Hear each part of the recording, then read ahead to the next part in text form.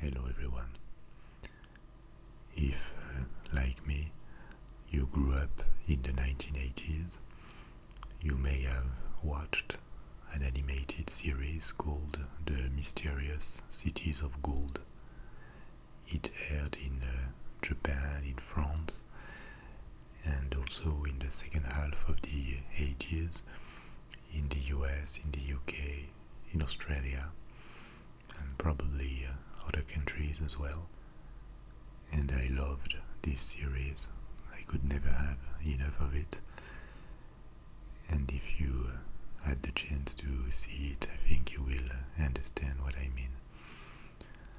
So, pre-Columbian civilizations were an early passion for me, just because of the mysterious cities of gold.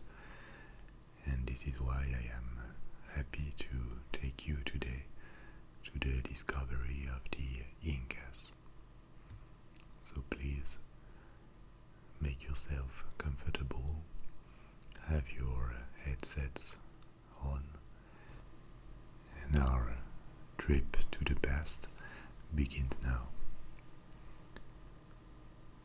For the rest of the world, the Incas were discovered in the 16th centuries when the Spanish conquistadors, who had seized control of Mexico, entered in contact with this South American civilization. You may know that there are two regions in America where, before the arrival of Christopher Columbus, civilizations with cities, with an administration, and a certain level of technical development had appeared. The first region was Mesoamerica, that corresponds to the southern half of Mexico and the north of Central America, where the Mayans, the Aztecs, appeared. And the second region is the Andes, especially what corresponds to Peru today. And this is where the Incas emerged several centuries ago. The Incas were just the last empire to dominate this region, and they were a very young empire when the Spaniards arrived in South America. In fact, since the first millennium before Christ, there had been various cultures, various kingdoms that had appeared and then merged with others in this region. But the Incas at the start were just a people. We don't precisely know where they came from. The most popular theory would be that they came from the shores of the Titicaca Lake, which is today at the border between Peru and Bolivia, and that they would have migrated towards the valley of Cusco in the south of Peru, where they founded their capital, Cusco, and started their expansion. There is another theory saying that they may have come from the Amazonian forest and crossed the Andes to arrive in the valley of Cusco. But what we know for sure is that they settled in this region in the 12th century, at a moment where civilization was already a reality in what corresponds to Peru today. There were other cultures, such as the Chavin culture, an empire that the Incas would fight later. But for the first 2 centuries of their presence, they essentially controlled their capital and its surroundings, making a few neighboring people pay tribute to their king, but without any spectacular expansion. In fact, the Incas, precisely, were just the emperors, the leaders of these people, but by extension, the whole people, and even at a later stage, all the citizens of their empire have been called Incas. But for them, there was only one Inca, and the Inca was the emperor, the ruler of this kingdom. For 2 centuries then, they remained limited to this territory around Cusco, and their expansion started only in the 15th century, just a bit more than 1 century before the arrival of the Spanish conquerors. And it started under the reign of an emperor, an Inca, called Pachacutec in 1438. To give you a comparison point, this is during the last years of the 100 Years' War in Europe, the end of the Middle Age, and Pachacutec extended the territory in all directions around the valley of Cusco before his son and his grandson, respectively Tupac Yupanqui, who conquered towards the north the whole coast of Peru and a large part of Ecuador, and his grandson Huayna Capac conquered towards the south to the rest of the Peruvian coast, the west of Bolivia, and the northern half of what is Chile today, extending the empire just in 2 generations along the Andes.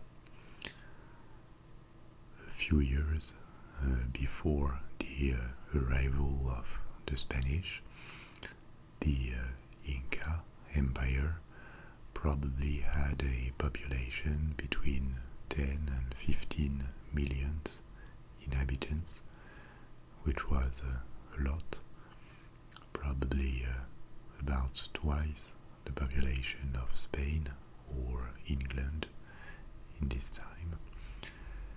And to control such a large and stretched empire, the Incas had created an extremely sophisticated administration and network of roads, of communication lines along the mountain chain. The Inca administration and even society was extremely structured, built like a pyramid, with the Inca at the top, obviously, and just below him his close family and a few noble family.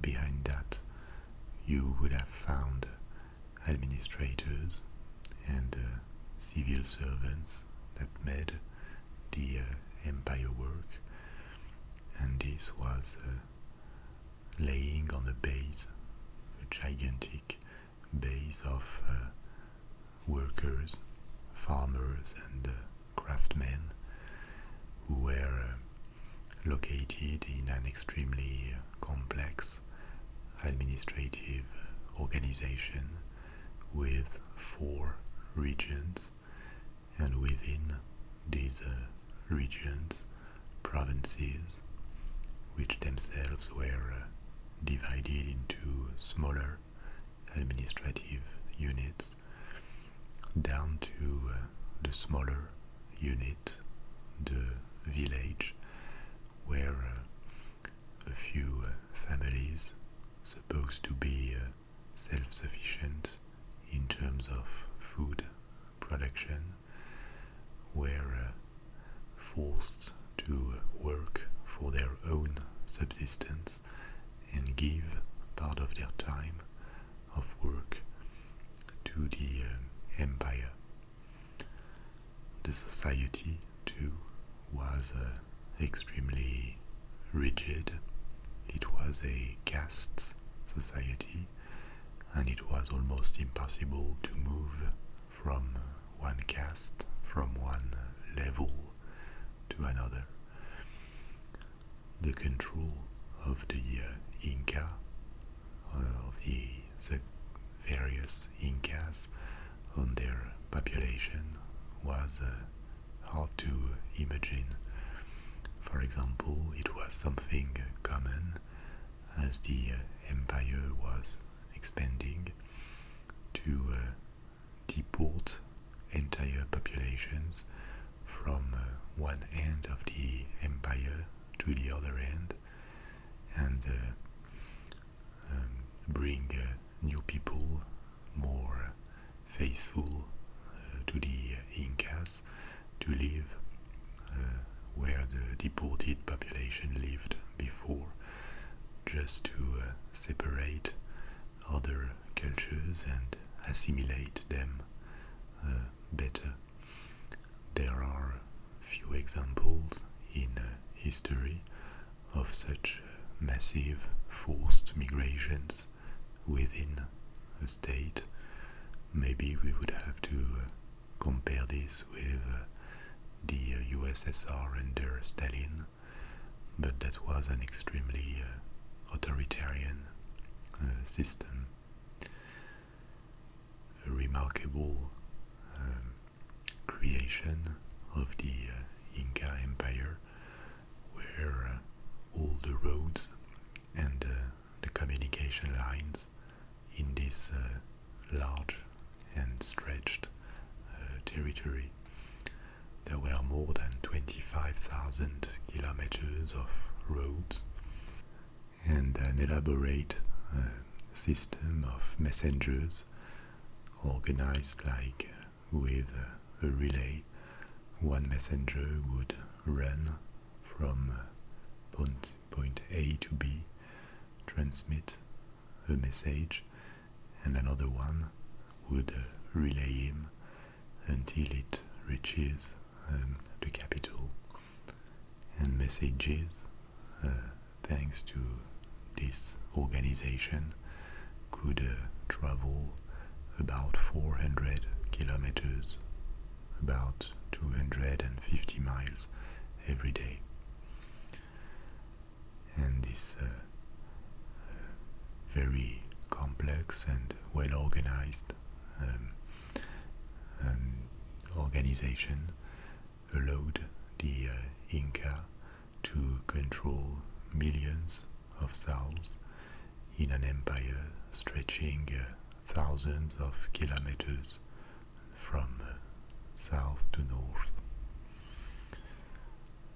Of course, when the Spanish arrived, there was a massive technological gap between the European Europeans and the Incas. But the interesting thing too is that the Incas, having been separated from other civilizations for millenniums, had developed quite differently.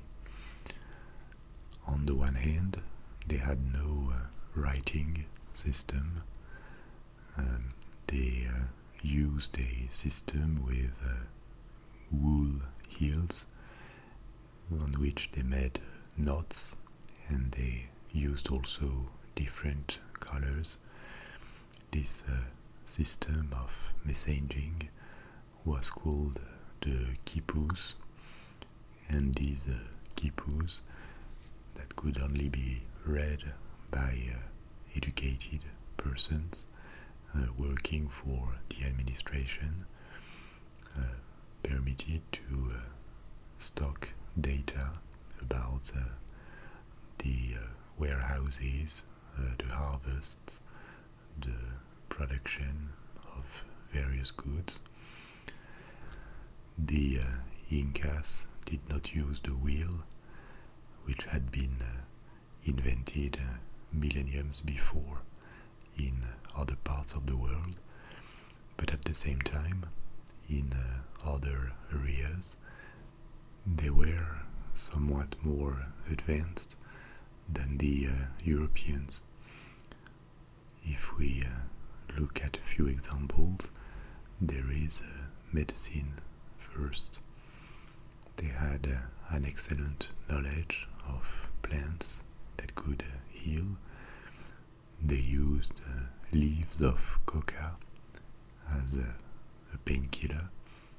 They also knew quinine, which is a very powerful alkaloid, efficient against fevers. It was the best known treatment for malaria until the 20th century, and was adopted in Europe only centuries later after they discovered it.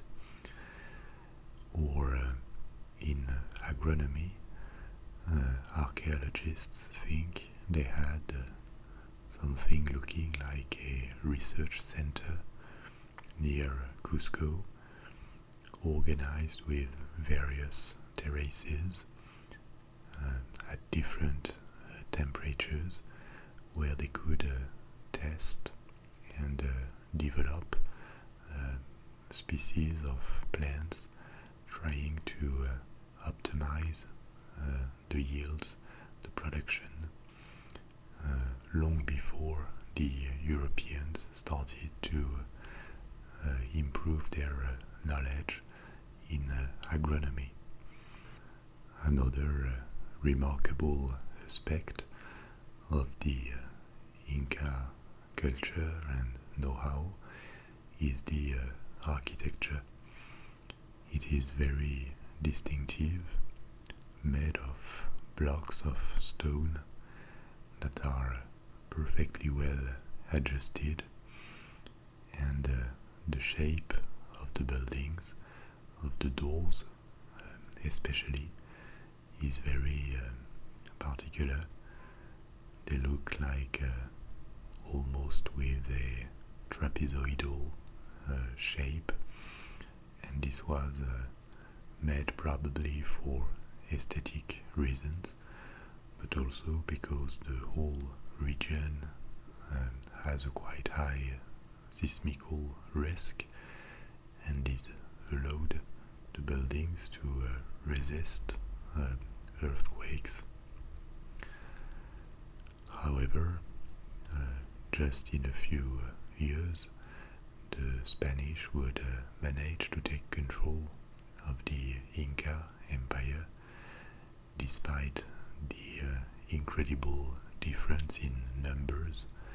There were less than 200 soldiers who arrived in South America, led by a man called Pizarro. And this easy conquest can be explained by various factors. In fact, the Spaniards were very lucky in their conquest of the Incas. First, because they arrived just a few years after the death of an emperor, and there was a situation of civil war within the empire. Would they have had arrived 10 years before, or maybe 10 years later, the situation might have been very different and much more difficult for them. Second, because there were prophecies and their arrival seemed to match these prophecies, so that the Incas did not dare, at least at the beginning, to fight against them. And finally, maybe even more importantly, because the Incas had conquered their empire very quickly and very recently, and despite their very tight control over the administration, various regions remained inclined to revolt against the central power, and Pizarro played a lot on these internal rivalries, making alliances with certain peoples, so that he constantly had allies to fight. And all of this made possible for the Spanish, who had arrived in 1532, to capture Cusco, the capital, only 2 years later, in 1534. They captured Atahuallpa, the last Inca, and kept him prisoner. And here the story says, but it is a true story, that Pizarro offered Atahuallpa freedom and his life if he gave him the content of an entire room filled with gold, which Atahuallpa made. He gave him tons of gold, but despite this, he was executed, and this marks the end of the Inca Empire. In the following decades, the whole Inca Empire was turned into Spanish colonies, which it would remain for several centuries, and the population of the ex-Inca Empire declined massively, a bit because of the exploitation by the colonists, but even more because of the diseases, the epidemics that had been brought by the Europeans, and against these diseases, these viruses coming from the other side of the ocean, the pre-Columbian populations, like in Mexico, had no protection, no antibodies, so they died by millions in the second half of the 16th century. And this disastrous loss of life makes that about 1 century after the arrival of the Spanish, the population of the Inca Empire, which had reached more than 10 million persons, had dropped to something like 600,000 survivors only. The Inca Inca Empire had been destroyed, but the identity of the people from the Andean region did not disappear that fast. In fact, there would be revolts regularly during the Spanish occupation of the region, and the most famous of these revolts that happened in the 1780s was organized, led by a man, a local chief that pretended he was a descendant of an Inca, and he called himself Tupac Amaru II. The first would have been his ancestor, and he revolted against the Spanish colonial administration, trying to recreate, if not the Inca Empire, at least an independent Indian state. But the revolt was crushed, and they never managed to get their independence.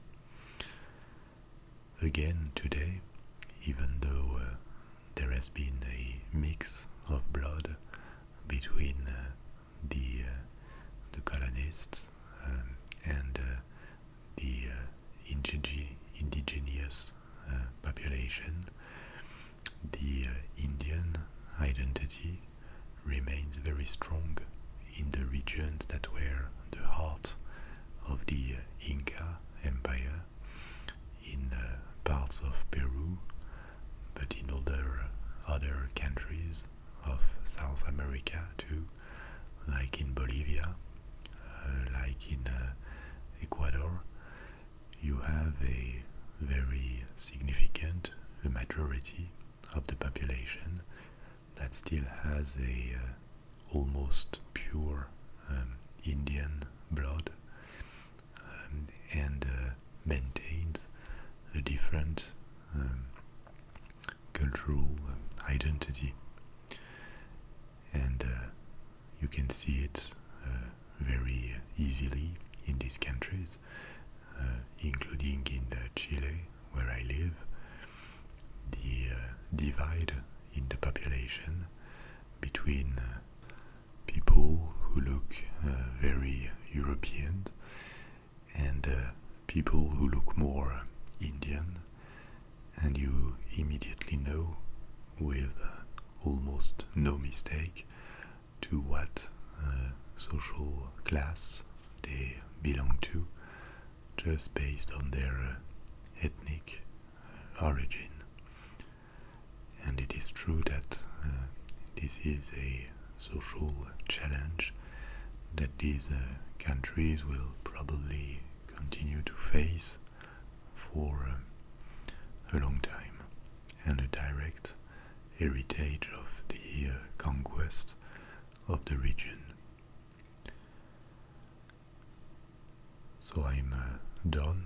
I hope, as usual, that you had a good time, a relaxing one.